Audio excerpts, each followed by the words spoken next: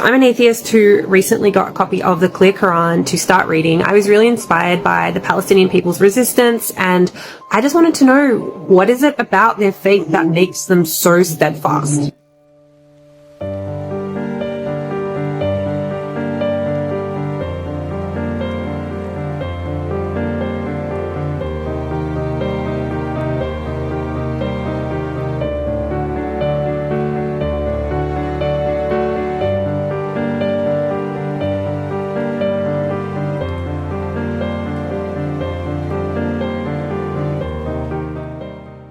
A little bit of background information. I'm an atheist. I actually did 13 years of religious schooling. I went to a Christian school, and I credit my Christian schooling with making me an atheist. I don't know. I had so many questions that nobody seemed to be able to answer for me. I found it really confusing. There were a lot of things that I just didn't understand about Christianity, and my experience with the Christian people that were surrounding me at the time was just not a very positive one. So I feel like that really pushed me away from religion. And I've been an atheist for a very long time now.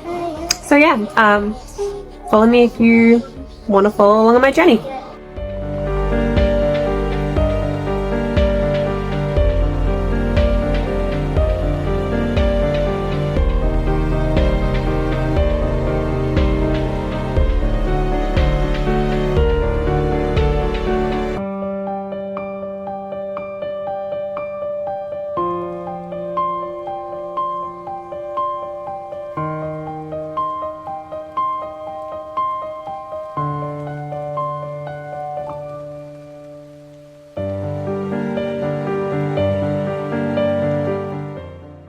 Is the idea that Allah is extremely forgiving and extremely merciful. And we see this really early on with Adam and Eve. So the story is very similar to that one that is, portrayed in the Christian Bible. So this is from verse 35, and it says, "We cautioned, O Adam, live with your wife in paradise and eat as freely as you please, but do not approach this tree or else you will be wrongdoers."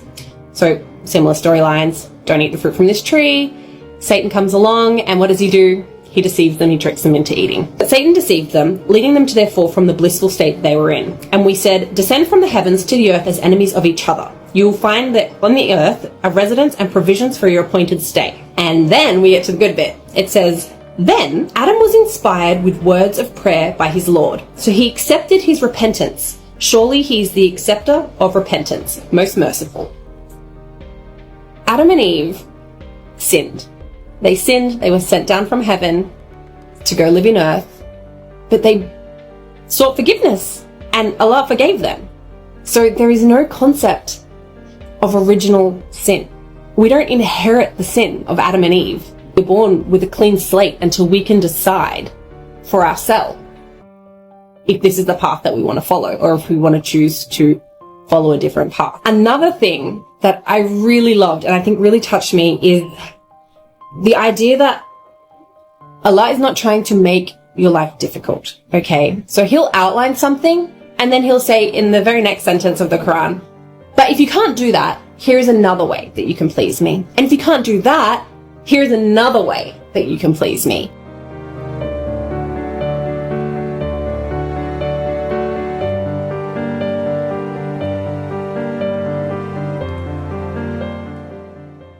Guys, I have a really good question. So I'm still reading the third surah, but I've just read something and I need to talk about it. So it's in this section here, which is labeled Warning Against Disunity. So there's a bunch of stuff up here, but this isn't really what I want to focus on. I want to focus on this down here, 105. "And do not be like those who split into sects and differed after clear proof had come to them. It is they who will suffer a tremendous punishment." Okay, somebody correct me if I'm wrong, but the way I read this is that there is really only one true path, right? And, we're being warned not to split up, not to be disunified. Yes? Is that right? Because based on my very, very, very, very limited understanding of Islam, there are different sects, right? There are different groups that believe slightly different things and interpret things differently. So I'm not going to ask which one is the right one, because everybody believes, I'm sure, that what they follow is the true direction. Nobody purposefully gets on and follows the wrong path, right? So I'm sure everybody is going to say, the one that I follow is the right one. But I just thought that was really interesting. And now begs the question, how do you know which path is the right path? So the majority of Muslims, they also live by the things that the Prophet said in his lifetime. My understanding is that that was written hundreds of years after he was dead. So yeah, anyway, I would love to hear your thoughts about, I guess, how do you determine personally what parts of Islam you want to follow?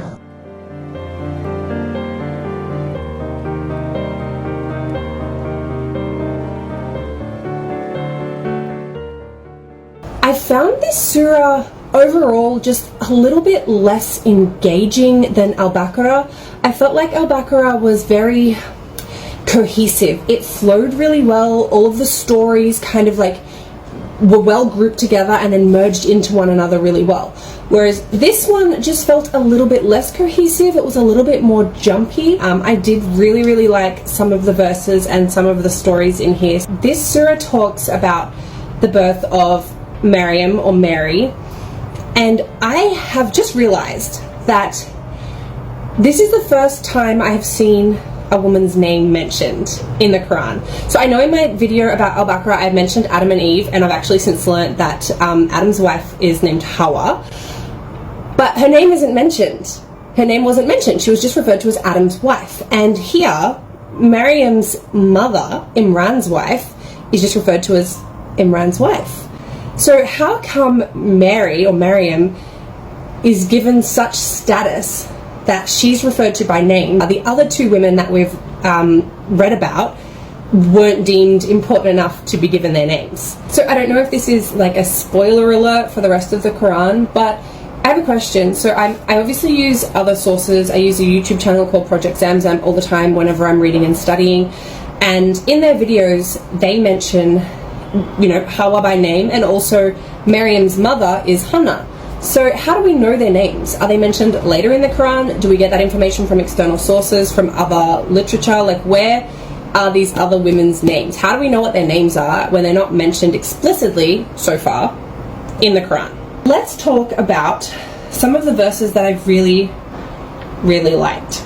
So I'm gonna go through and show you guys all the ones that I marked with a sticky note, because these are the ones that really stood out to me. So the first one is part of verse 20. It's about halfway down, and it says, if they submit, they will rightly be guided, but if they turn away, then your duty is to only deliver the message. And I think this ties in really well to one of the verses in the previous surah where it states that there is no compulsion in religion, right? So it is not the Prophet Muhammad's duty to force people to convert. He's only there to deliver a message, and whether they take that message on board or not is, I guess, up to them. This is another instance where it's saying like there's no compulsion. It's up to you whether you want to believe it, whether you want to submit, whether you want to live by it. It's up to you.